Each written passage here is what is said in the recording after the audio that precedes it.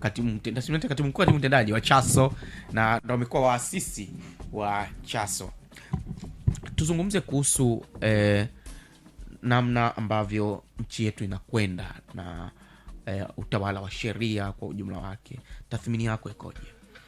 Tathmini yangu ni kwamba tunaenda vibaya sana. Na nadhihirisha ile kwa sababu utawala wa sheria lazima ujidhihirishe kwa matendo. Unapozungumzia utawala wa sheria, unazungumzia kwanza namna ambavyo unaweza kuratibu mambo ili yapate kuratibiwa vizuri. Maana unazungumzia mifumo yote inafanyaje kazi, kama ni bunge linafanyaje kazi, kama ni serikali inafanyaje kazi, na kama ni mahakama inafanyaje kazi. Sasa ukifuatilia kwa dhana ya serikali iliyopo madarakani kwa sasa, unazungumzia cha kwanza kwetu sisi kama chama, na mimi binafsi kwa tafsiri yangu na elimu ndogo nilionayo ya kuweza kungamua mambo, haina legitimacy pase ya kuhusiana na nini na kuongoza taifa hili. Kwa hiyo vitu vingi vimekuwa vinaenda ile tunazungumzia juu kwa juu. Hiyo inamaanisha nini sasa? Nini? Na maanisha kwamba legitimacy inatoka kwa wananchi na imekuwa hivyo. Sasa amekuchagua nani? Mimi maeneo mengi sana ambayo haifichiki, vituo havikupata wapiga kura. Watu wengi kujitokeza kupiga wapiga kura. Yaani hakuna wananchi walijitokeza kupiga kura. Hilo la kwanza. Na ili uongoze ujigambe kwamba mimi unajua ndio kiongozi wako nini na nini, cha kwanza ni kupigiwa kura na uungwe mkono na walio wengi kwa dhahiri shahiri ambayo inaweza kujionyesha mbele za watu. Sasa ushuhuda huo wa maeneo hata ambayo mimi natoka, turn up ya watu kupiga kura ilikuwa ni ndogo. Na sijajua huenda ni kwa sababu labda ya vurugu zilizojitokeza au ni kwa sababu ya mfumo ule ambao sisi tuliukataa mapema. Tulisema ili uchaguzi uwe huru na haki, tunahitaji kuwe na tume huru ya uchaguzi, kwa maana tupate refari wa wagombea wote kutoka kwenye vyama mbalimbali. Asiwepo mmoja anayeweza kuassociate na chombo ambacho kinasimamia nini uchaguzi. Sasa hilo limepelekea kukosa uhalali wa kuwa na thamani kwamba mimi sasa najivuna, mimi ndio mbunge wa jimbo hili, mimi sasa ndio diwani wa jimbo hili. Na kuna watu wengine wanakuambia kabisa mimi sijui kura nilipataje, lakini ndio imetangazwa. Sasa ukikosa legitimacy mara nyingi unakosa uhalali hata wa kuweza kufanyaje kuratibu mambo yako, ambayo ndio swali lako la msingi kwamba mambo mengi yanatekelezwa kwa mfumo gani. Kwa hiyo unadhani tunawezaje kutoka kwenye hilo wimbi ambalo unalizungumza? Maana yake imeonekana kama tumesizi hivi. Kimsingi ili tutoke kwenye eneo hilo, dhana ni moja tu. Sawa? Dhana ni moja tu. Sisi tumekuwa kila siku tunapigania uwepo wa katiba mpya. Tumekuwa tunapigania ukibadilisha mambo mengi yaliyopo kwenye katiba, maana yake vitu vingine vita accelerate automatic. Kwa mfano, tumezungumzia kwa nini tumesema tunataka katiba mpya? Mle ndani tumezungumzia kipengele kimoja tu, concentration ya kwetu, kwamba matokeo ya rais yapingwe mahakamani. Yapo ya mbunge, mwenyekiti wa mtaa, kijiji, kitongoji, diwani, yote yanapingwa. Lakini ya rais eti akishatangaza haruhusi kupingwa mahakamani. Kwa hata kama ameiba, hata kama amefanya nini chochote kile, hairuhusi kupingwa mahakamani. Kwa nini? Katiba yetu hii inazungumzia rais akiiba, akiamua kuuza chochote kile kichopo kwenye nchi, watoto wako, ndugu mwandishi wa habari, hawatanufaika na keki yoyote ile. Lakini katiba inasema haimbani popote. Kwa hiyo wakati kwenye mataifa ya wenzetu, rais akiiba, kama ni kibaka anakuwa kibaka kama walipo wengine, na yeye anachukuliwa watu. Sisi kwetu hicho kitu hakipo. Chadema umetaja watu kuchaguzi, sio tu kushiriki. Mlisema mtauzuia. Ndio. Taki kulinki na kinachoendelea maeneo mengine. Unadhani wamefanikiwa? Cha kwanza unahitaji uelewe kwamba uchaguzi ulizuiliwa na Tanzania. Hilo la kwanza unahitaji ujue. Sio Chadema. Nataka ujue Chadema ilifanikiwa. Iko hivi. Ilifanikiwa iko hivi. Sisi tulikuwa na hoja moja ambayo ndio ilikuwa na tumeitekeleza waziwazi. Tulisema tunakwenda kuambia wapiga kura ambao ndio wenye nchi yao, wa Tanzania, wenye rasilimali zao, wenye mamlaka ya mwisho kwa mujibu wa katiba, hatuna haja ya kushiriki uchaguzi. Sasa ukizungumzia ni namna gani tulizuia, usije ukafikiri sisi tutumia akili. Watanzania kwa sasa wameelimika sana.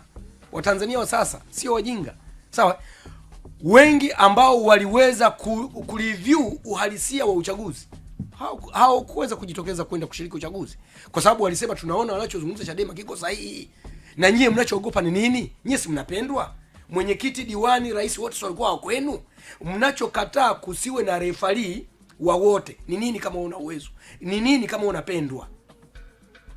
Kwa hiyo Chadema kama Chadema wao hawakuzuia sisi chama sisi narudia pale pale, sisi kama sisi, jukumu letu kama chama cha siasa alikuwa ni kuwapa haki wa Tanzania wote, kwamba huwezi kwenda kushiriki kitu ambacho swali langu umelielewa swali langu. Swali lako nimelielewa, na ndio maana mimi nimekujibu kisawia kabisa, kwamba Mtanzania yeyote mwenye akili timamu hakwenda kupiga kura, kwa sababu uchaguzi huu hauwezi kuwa uhuru, hauwezi kumletea kiongozi anayetakiwa. Swali langu lilikuwa hivi, Chadema walikuwa na nadi swala la kuzuia uchaguzi, na ndio ilikuwa matamko. Sijui kama ndugu mwandishi wa habari utakuwa sawa na walifanikiwa. Iko hivi percentage ya kufanikiwa, wewe ndio unatakiwa ipime, ukafanye utafiti. Sisi tumekwambia hivi, tuliwaelimisha Watanzania wote. Nisikilize, tumeshajiassess, ndio maana natoa hili jibu. Nimesema hivi, sisi tuliwaelimisha Watanzania kwamba uchaguzi wowote unaoendelea kwenda kufanyika Tanzania, kwa sababu tumeshawatumikisha Watanzania kwa kuambia nendeni mkakai, wanakaa wanapigwa na jua. Wengine kama ni kipindi cha mvua unakuta wanakutana na mvua. Sasa anaacha shughuli zake, anakwenda kumchagua kiongozi ambaye hatangazwi. Tukawaambia tunaomba msiende kushiriki uchaguzi. Sasa wewe ndio ufanye utafiti kama je, Watanzania wali turn up kusikiliza kutokwenda kupiga kura au waende kupiga kura. Hiyo pia na wewe ni jukumu lako kwenda kuona. Lakini Watanzania kwa sababu si wajinga, wapo ambao hawakujitokeza kwa sababu wanaamini tunahitaji refariwa wote ili nchi isonge mbele. Mapema hapa nilikuwa nazungumza kuhusu nafikiri ulikuwa umeshafika, ingawa bado tulikuwa tujakukaribisha hapa, kuhusu migogoro ndani ya vyama vya siasa. Na nikatoa mifano yangu kwenye vyama kadhaa ambavyo tumevinini.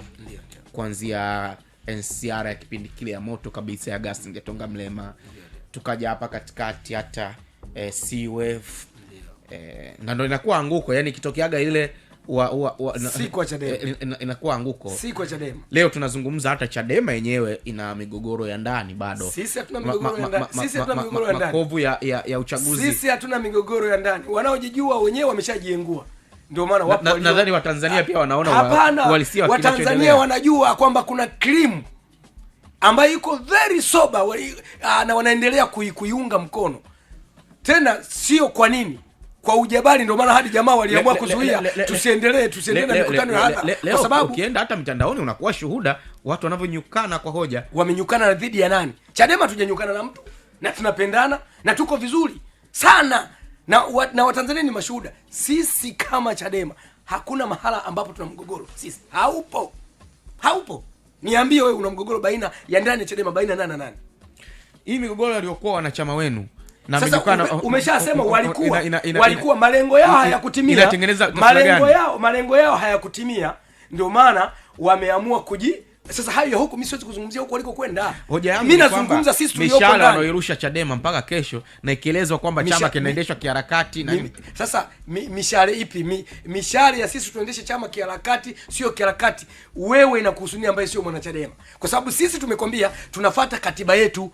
Kama wamezuia tusikusanyike kutokana na kesi iliyopo mahakamani, bado katiba yetu inatoa fursa sawa ya mbinu zingine. Bado nakwambia chama chetu kina watu wanao uwezo kufikiri hatua 10 kabla, ukitukaribia ni hatua 3. Kwa hiyo ukituzuia kwa mfumo mwingine, tutafanya vikao kwa mfumo mwingine na tutaendelea kuratibu jambo hilo, hatutoweza kuyumba. Ndio maana hata kutoka mwaka 2020 hatukuwahi kuwa na ruzuku, hatukuwahi kuyumba. Hatukuwahi kusema kwa sababu limetokea tatizo hili basi lazima tushinde huku. Mitikisiko hiyo ambayo wamewahi kuipata NCCR Mageuzi, chama cha wananchi kafu, toka sisi tuwe chama kikuu cha upinzani, niambie tumepitia magumu mangapi?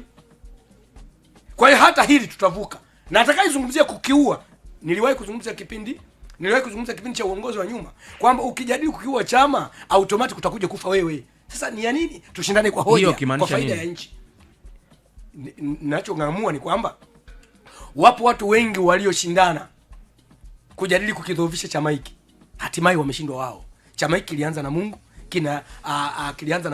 kinaendelea na Mungu na kitahitimisha siku yoyote kuitumikia taifa hili, kwa sababu ya dhana tumemtanguliza Mungu mbele. Kwa hiyo wewe unayejadili chochote ambacho ni kiovu dhidi ya chama hiki, ni wewe, kwa sababu sisi tukimlilia Mungu huwa ni hatua mbili tu, tutajadili mengine. Kwa ni jambo ambalo liko wazi, liko obvious, kilio cha damu za watu wengi ambao wamepoteza maisha kwa sababu hajatenda kosa, lazima ikurudie wewe ambaye umetenda. Kwa sababu mtu uko kwenye chama cha siasa, unashawishiwa na sera ili uwe mwanachama wa chama fulani, hata kama ni Chadema. Watu hawakimbili Chadema kwa sababu ya kwamba labda kuna watu huku wako hivi, kuna watu wako hivi. No, sera, dhana, misimamo, utekelezaji wa mambo jinsi yanavyoratibiwa yako obvious. Hatupeleki kwa mfumo wa kificho. Sasa hicho kama inakuwa ndo kosa kwa baadhi ya wengine kuona kama sisi hatuko sawa, hiyo ni wao. Kwa hiyo sisi hakuna mahali ambapo tumezungumzia kwamba taifa hili kwamba sisi kama chama cha Chadema ili tuingie madarakani lazima sisi tuanzie msituni. Hakuna mahali ambapo tumezungumzia hicho kitu. Tumezungumza kwamba tunataka tushindane kwa hoja, tunataka tutafute ile refaliwa wote, tuweke mpira kati, wewe ukigombea kupitia chama chako na mimi nikigombea kupitia chama changu, wananchi waseme tunataka tuongozwe na. Nimetolea mfano kwamba kuhusu jana, bahati nzuri nilikuwa na mmoja wa wachambuzi wa masuala ya siasa hapa. Ndio. Akagusia kuhusu hii migogoro ya ndani, either ya chama chenyewe kwa nyewe ama chama kwa chama. Wote vyama vyote mko vyama 19. Ndio. Ukiondoa CCM vinabaki vyama 18. Lakini vita ya vyama 18 inaonekana ni kubwa zaidi. Leo hii ni ushahidi ulio wazi. Mnyukano unaoendelea baina ya Chauma na Chadema. Wewe unapita mitandao. Acha nimalize kwanza. Hii kitu ni kitamu sana. Acha nimalize. Utakuja hata nimalize. Mnyukano unaoendelea kati ya Chauma baby na Chadema. Azifu ni kama malengo yao sio kuitoa CCM. Mnyukano unaendelea wakati mwingine hata wakati uchaguzi wanaendelea. ACT na Chadema. Ndio maana nakwambia hivi. Cha kwanza usifananishe chama cha Chadema na chama cha Chauma. Usifananishe taasisi na kikundi. Hilo ni lako wewe. Hilo ni lako wewe. Mwenye akili timamu Tanzania yote anaweza kajiuliza. Mimi najua mimi na Watanzania wote tunajua kama ni chama cha siasa vyote. Hilo lako wewe, la kikundi lako wewe. Ndio maana nimekwambia hivi. Mtanzania yote mwenye akili timamu anaweza kajiuliza mara mbili. Sawa? Kwamba hivi chama ambacho kinaweza kikatafsiriwa kiko madarakani, sawa, ni chama gani ambacho ndio kinatakiwa akiwe na jukumu namba 1 ya kutekeleza mahitaji, matarajio yote ya wananchi. Wewe unakwenda kushughulika na chama cha mwenzako, unakwenda kujadili na mwenzako. Una akili timamu kichwani? Ndio maana nikwambia mtu ambaye upstairs hapa yuko vizuri, lazima kwanza naweza kaona huyu sio mtu wa kuwa hata rafiki yangu au kuwa karibu naye, kwa sababu haelewi anachokifanya. Ndio maana nikakwambia hivi, ungeniambia, kwa sababu cha kwanza nimekwambia sisi kama chama hakuna mahala ambapo moja tuna mgogoro ndani ya chama, hilo halipo, la kwanza. La pili, nimekwambia uthibitisho kwamba sisi tuna ugomvi na lichama lolote au kikundi, hatuna. Kwa sababu niambie, ni wapi sisi tumepata kwenda kukizodoa chama fulani kwa chochote kile? Tumekizodoa wapi? Huwa muda kwanza hatuna. Mkano wa makada wenu inaonekana iko unapozungumza makada, anaweza kaa ni mfuasi ambaye sio mwanachama wa Chadema. Mwanachama wa Chadema makini hana muda huo. Tuna mambo mengi ya msingi ambayo tumeanza nayo kwenye kuyatekeleza na tunaendelea nayo. Sasa wewe kama unadhani kuna jambo lingine bado linakuelekeza ambalo liko kwetu, hapo ndo uchukue wewe kama mwandishi wa habari uende kumhoji unachohangaika nacho, unahangaika nalo hilo kwa kipi? Hili la kupishana mishale wapinzani kwa wapinzani.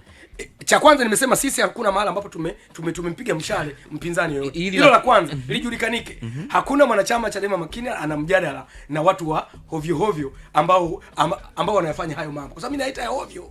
Kwa sababu hili la kupigana mishale ndio baina ya wapinzani kwa wapinzani. No matter Chadema wa vyama vingine. Na including Chadema nazungumzia. Mimi nimekwambia hivi. Jibu hilo la vyama vingine. Ya vyama vingine ni utashi tu kwa sababu ya uwezo mdogo. Sawa? Kwa sababu hivi vyama, ukumbuke ni kwamba vyama vina katiba, vyama vina kanuni, vyama vya siasa vina misingi. Hasa wewe kama msingi wa chama chako, malengo ya chama chako, falsafa ya chama chako, itikadi ya chama chako ni kuanza kujadili chama kingine cha upinzani, lazima Watanzania kidogo tuwaachie wao, kwa sababu sisi vyama vya siasa jukumu lake ni kushindana kwa hoja ili kupata wafuasi, kupata wanachama ambao kimsingi ndio wanakuwa wanachama wako. Sasa wao ndio wanaweza hilo swali tukawaachia na utafiti kwa nyinyi ambao ni waandishi wa habari kwamba hapana, hebu tuwaite hawa jamaa, kazi yao maalum ni ipi, au katiba ya chama chao inasema wafanye kitu gani. Kile anachokifanya kwenye katiba kimo, hata kwenye kanuni kimo. Kwa hiyo hilo ni jambo ambalo nisingependa sana kulizungumzia kwa sababu linanichukulia muda. Hata Watanzania wakiniona najadili sana huyu jamaa mbona inaonekana utashi wake ni mdogo sana. Sasa sina muda huo, tujadili mambo mengine ya msingi.